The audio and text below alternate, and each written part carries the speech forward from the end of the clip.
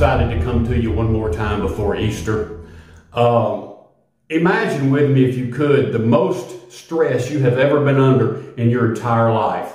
Maybe the loss of a loved one, the loss of a job, financial stress, health issues, the most stress you can ever imagine in your life.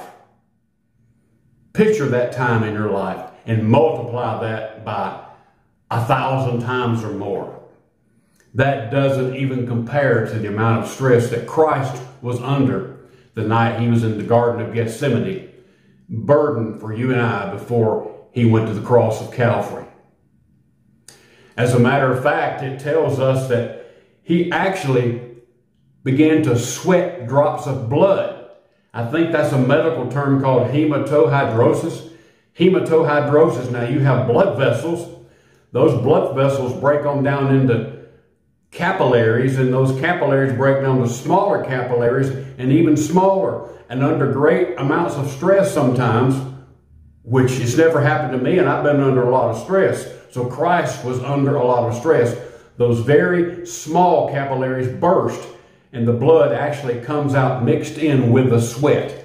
That's how much Christ cared for you and I. Yes, he was praying that God would lift that heavy burden off of him, because that was the human side of Christ. But yet on the same token, he was burdened for you and I. He knew he had to do what he had to do so you and I could be redeemed, saved, not be condemned to a devil's hell, and spend eternity with him.